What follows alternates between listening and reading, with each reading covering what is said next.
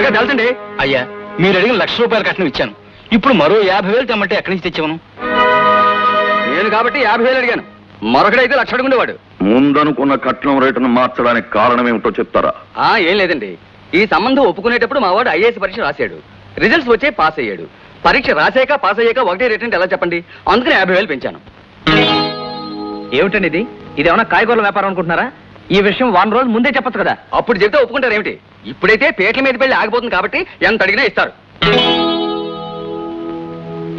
Mister, ఏమండి నువ్వు IAS చదివావా? Pass అయ్యానండి. మరి మీ నాన్న అలా అర్థం పర్థం లేకుండా పిచ్చి పిచ్చిగా మాట్లాడుతుంటే సమాధానం చెప్పమే. నేను తల్లిదండ్రుల మాట జవదాటనండి.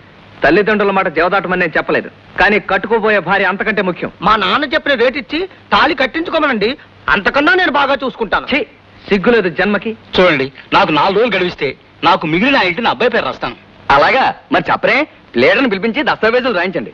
అవునవును, గవర్నమెంట్ రూల్స్ ఎప్పుడు ఏ క్షణాన్ని ఎలా మారుతాయో ఎవరూ చెప్పలేం. అందుకని ఎప్పుడు పనులు అప్పుడు జరగడమే చాలా మంచిది.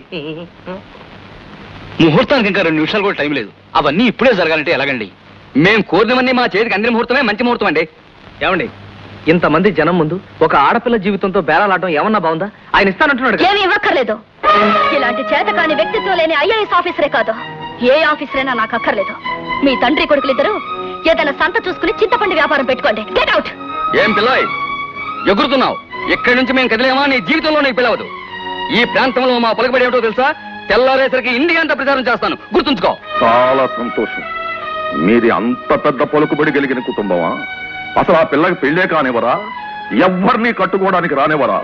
సరే, అలాగే కానివ్వండి. నువ్వు ఇలా చూడండి, ఇప్పుడే ఇక్కడే మీ బంధువుల సమక్షంలోనే రాణి పెళ్లి జరిపిస్తాను. తమ బిడ్డకు కట్నమించి పెళ్లి చేయడానికి తల్లిదండ్రులు బాధపడడం లేదు. తమకున్న సర్వస్వాన్ని తాకట్టు పెట్టి మరీ చేస్తున్నారు. ఆ సహాయతను అసరాగా తీసుకుని ఒక ఆడపిల్ల జీవితాన్ని వేలం పాట పాడుతుంటే చూస్తూ ఊరుకోమంటావా? ఒరే కూర్మం, ఈ వేళ ఇది అడిగారు, రేపు ఇంకోటి అడుగుతారు. తీసుకురాకపోతే దాన్ని నెత్తి మీద పెట్రోల్ పోసి తగలబెట్టరనేమి నమ్మకం? డబ్బు కట్టలతో చేసేది పెళ్లి కాదురా, మంచి మనసు యోగ్యత చూసి చేసేది పెళ్లి. ఆ బాధ్యత నన్ను తీసుకోమంటావా?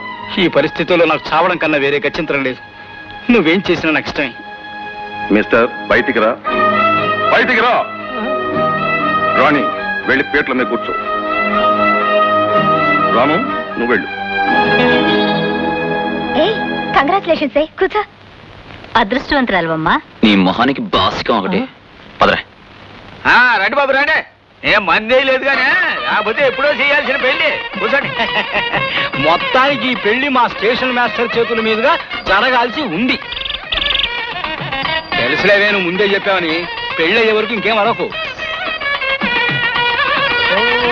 మాంగళ్యతంతునా నేనా మమ జీవన హేతునా కంఠే భద్రామి శుభగే త్వం జీవ శరదాం శతం.